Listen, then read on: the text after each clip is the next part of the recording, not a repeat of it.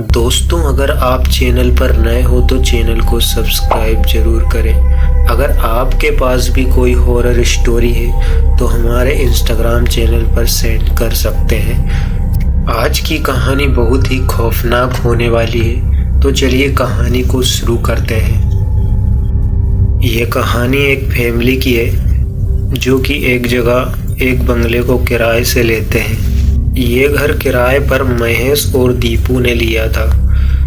उन दोनों के साथ उनकी पत्नियां और बड़े भाई महेश के साथ उनके बच्चे भी थे। उनमें से एक लड़का और एक लड़की थी, रोहन और दीपाली। अब वह लोग उस किराए के घर में रहने लगे। उस घर के हॉल में एक बड़ी सी तस्वीर लगी थी जो कि बहुत पुरानी थी और काफ़ी धुंधली हो चुकी थी। वह तस्वीर किसी बूढ़ी औरत की थी। अब उन्होंने कुछ दिनों बाद ध्यान दिया कि ये पुरानी सी तस्वीर को हटाकर दूसरी तस्वीर लगाएंगे। तो उन्होंने क्या किया कि उस तस्वीर को वहाँ से हटा दिया और उस तस्वीर को स्टोर रूम में रख दिया और नई तस्वीर वहाँ पर लगा दी गई। अब रात का वक्त था, सभी लोग सो रहे थे।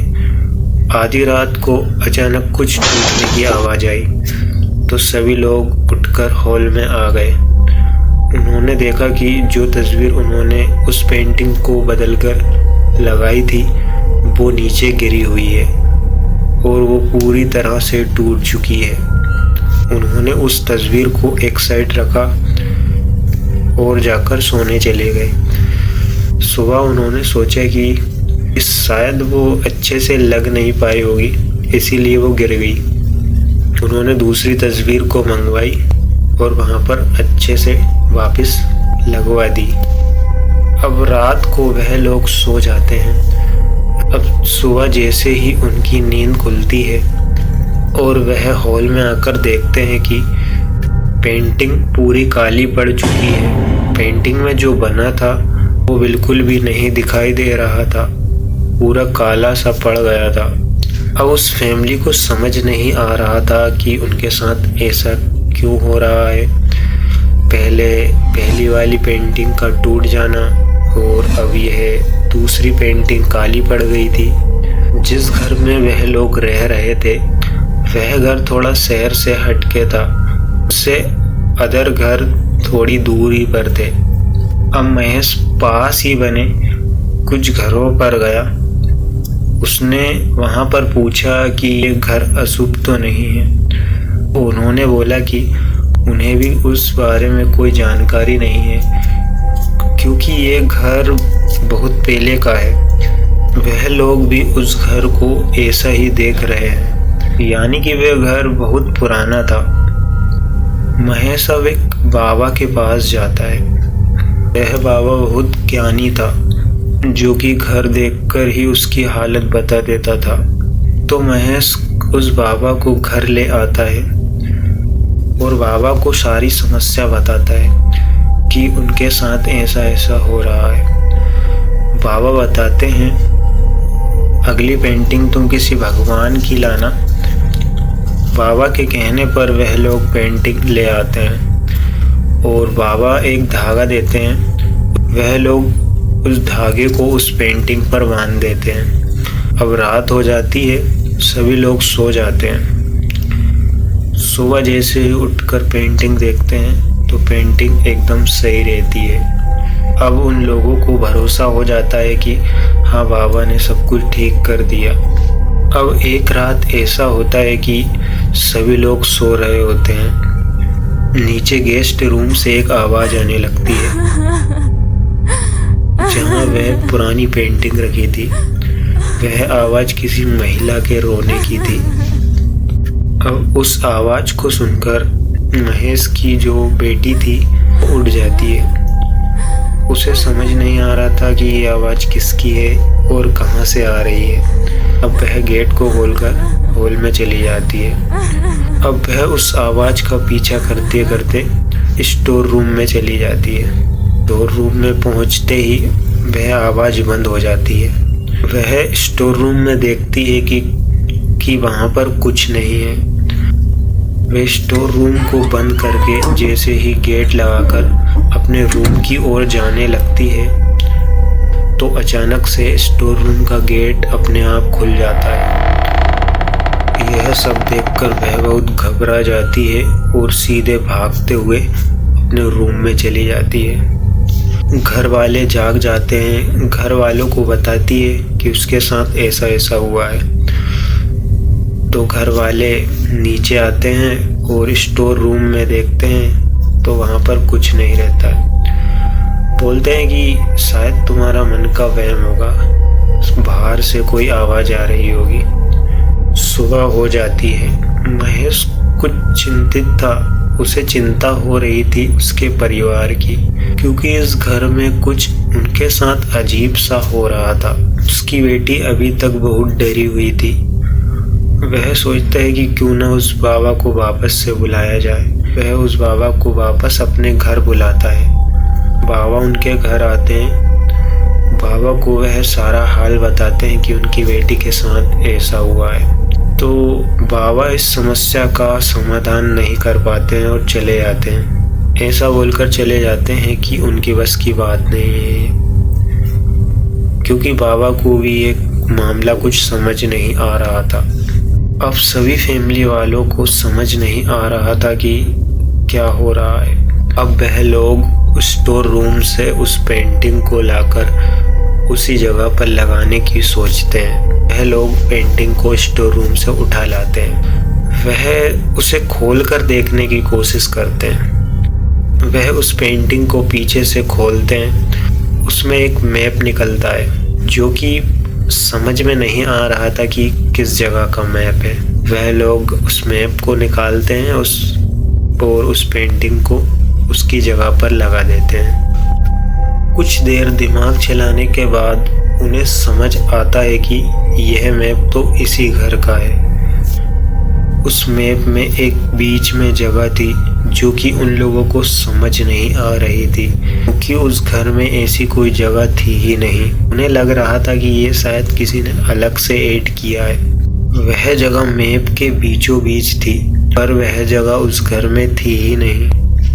अब महेश और दीपू और उन दोनों की पत्नियां चारों उस मैप में जो बीच की जगह थी उसे ढूंढने के लिए जाने लगते हैं। वह लोग बच्चों से कह जाते हैं कि हम बीच वाले कमरे में जा रहे हैं, तुम लोग अपने कमरे में चले जाओ। अब वह लोग जैसे ही ढूंढने के लिए बीच के कमरे में जाते हैं तो वहाँ वह जगह मिलती ही नहीं। ढूंढते ढूंढते अब वह थक चुके थे।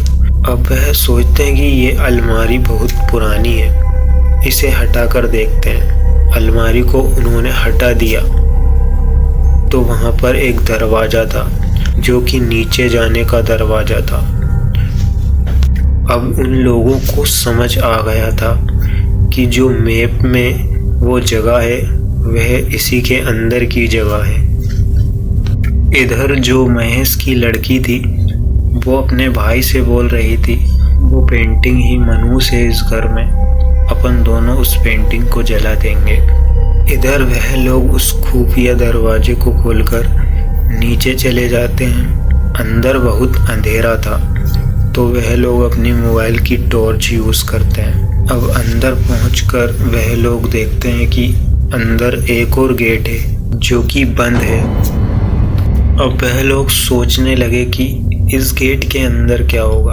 उन लोगों ने गेट को खोलने की बहुत कोशिश की, पर वहाँ पर कुछ ऐसा था ही नहीं जिससे गेट खुल सके।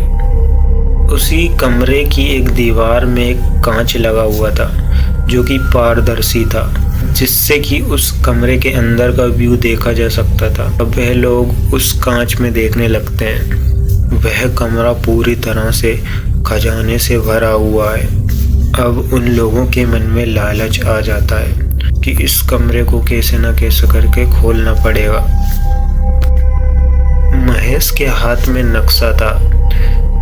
तभी महेश नक्शे को पलट कर देखता है तो नक्शे के पीछे 2 लाइनें लिखी थी जो कि किस भाषा में थी उन्हें समझ नहीं आ रही थी।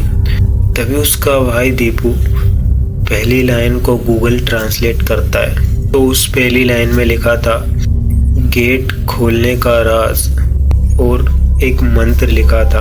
वह लोग उस मंत्र को बोलते हैं तो वह दरवाज़ा अपने आप खुल जाता है।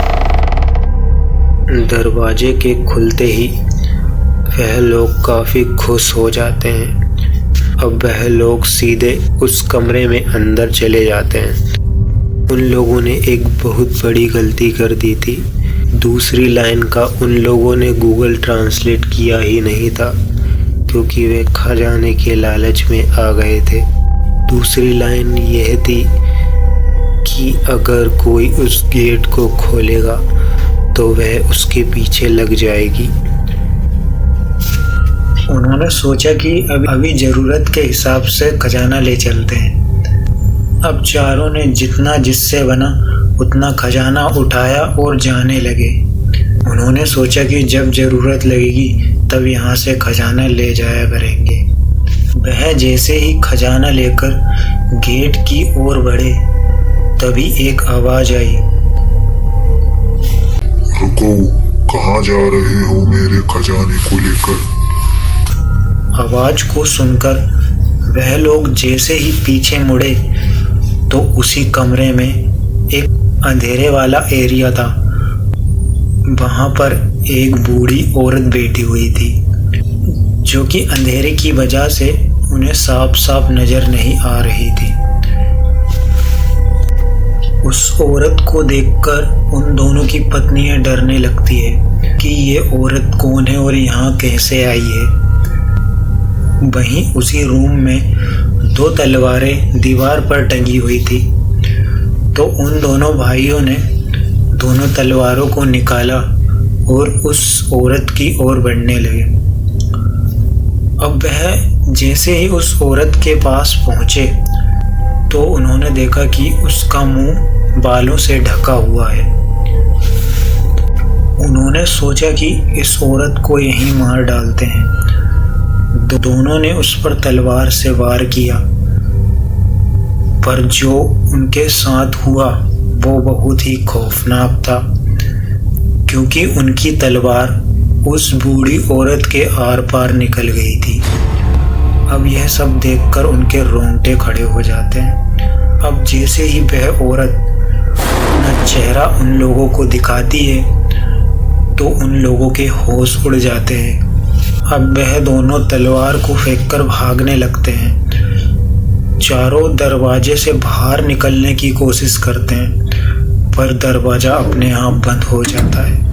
इधर महेश के बच्चे बच्ची दोनों भाई बहन बात कर रहे थे कि उस पेंटिंग को जला देंगे। उनका निर्णय हो चुका था।